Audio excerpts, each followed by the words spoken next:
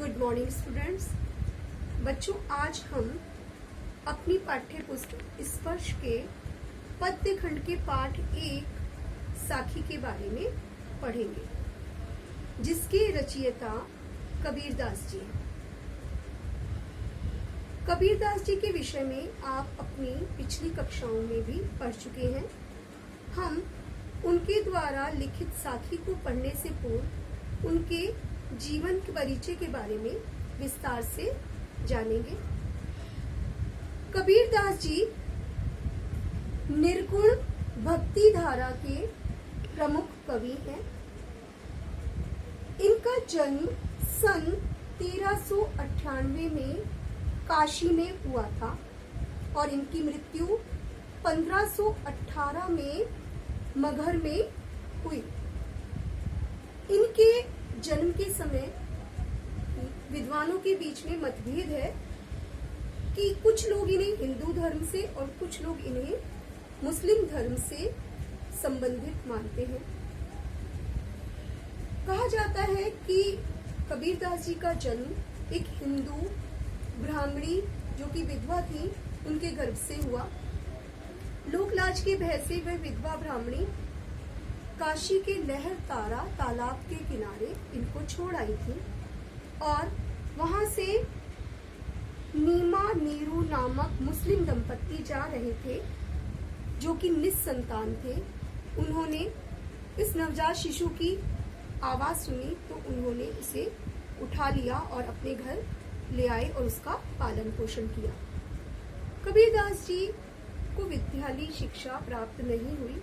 उसके पीछे ये प्रमुख कारण रहा कि इनका जन्म हिंदू ब्राह्मणी से और इनका पालन पोषण मुस्लिम दंपत्ति के घर हुआ। यही एक प्रमुख कारण भी बना, क्योंकि हिंदू धर्म के लोग इसलिए इन्हें पाठशाला में प्रवेश नहीं दे पाए कि ये मुस्लिम दंपत्ति के यहाँ पल रहे हैं, और मौलवी लोग मदरसे में इनको प्रवेश नहीं दे पाए क्योंकि इनका जन्म एक विधवा ब्राह्मणी के गर्भ से हुआ था। इसलिए कबीरदास जी को विद्यालयी शिक्षा नहीं मिली। साधु संतों के साथ रहकर अपने स्व अनुभवों से इन्होंने ज्ञान प्राप्त किया। इन्होंने अपने अनपढ़ होने के बारे में अपने दोह के माध्यम से भी अपनी इस बात को उजागर किया है कि मसीह कागज छुओ नहीं, कलम कहीं नहीं हाथ। तो उन्होंने ये बात कही है कि उनको विद्यालय जाने का अवसर प्राप्त नहीं हुआ। इनके जो गुरु थे वो रामानंद जी थे। वो हिंदुओं के आचार्य थे। एक बार रामानंद जी गंगा घाट से आ रहे थे और सीढ़ियों पर कबीरदास जी बैठे हुए थे, लेटे हुए थे, और उन रामानंद जी का चरण कबीरदास जी पे पड़ा और रामानंद जी के मुख से राम राम निकला। रामानंद जी के मुख से राम राम निकलने पर कबीरदास जी ने उसको दीक्षा मंत्र मानते हुए इन्हें अपना गुरु स्वीकार कर लिया और फिर इन्होंने रामानंद जी के सानिध्य में ज्ञान प्राप्त किया। इनका विवाह लोई नामक स्त्री से हुआ और इनकी 2 संतानें हुई, कमाल तथा कमाली, एक पुत्र और एक पुत्री। इनके शिष्य का नाम धर्मदास था, जिन्होंने इनकी वाणी को लिपिबद्ध किया, और वह जो लिपिबद्ध इनकी जो रचनाएं हैं वो कबीर ग्रंथावली में है, और उसमें से भी प्रमुख रचना बीजक है। बीजक के भी 3 अंग हैं, 3 भाग हैं, साखी, शबद, रमैनी। साखी जो हम अपने अभी पाठ में पढ़ेंगे, साखी में शिक्षा और सिद्धांतों की बात कही है। शबद ज्ञात्मक है और रमैनी में कबीरदास जी के दार्शनिक विचार हमें देखने को मिलते हैं। कबीरदास जी ने सर्वत्र देश में भ्रमण किया और जैसे जैसे जहाँ जहाँ ये गए वहाँ उस क्षेत्र की भाषा का प्रभाव इन पर स्वतः ही पड़ा।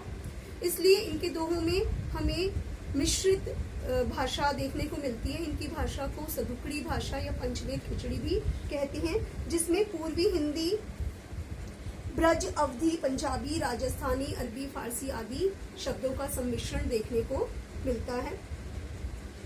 कबीरदास जी हिंदू, मुस्लिम धर्म में जो कुछ कुरीतियां देखते थे उनको उन्होंने दूर करने का हर संभव प्रयास किया। हिंदू मुस्लिमों को एक सूत्र में बांधने का इन्होंने प्रयास किया। ये संत थे, कवि थे, साथ साथ ये समाज सुधारक भी थे। इन्होंने अपने शब्दों के बाणों से समाज को सुधारने का हर संभव प्रयास किया और जितनी भी तत्कालीन समाज में कुरीतियां या अंधविश्वास फैले हुए थे उन पर इन्होंने करारा व्यंग भी किया है, करारा प्रहार भी किया है। हिंदू मुस्लिम दोनों ही इनकी वाणी से प्रभावित हुए। हिंदू लोग इन्हें अपना और मुस्लिम लोग इन्हें अपना मानने लगे। हिंदू और मुस्लिम लोगों के बीच में ये मतभेद हो गया कि कबीरदास जी हिंदुओं के हैं और मुसलमानों में मतभेद हो गया कि ये हमारे मुस्लिम संप्रदाय से हैं, जबकि कबीरदास जी दोनों संप्रदायों को समान रूप से देखते थे।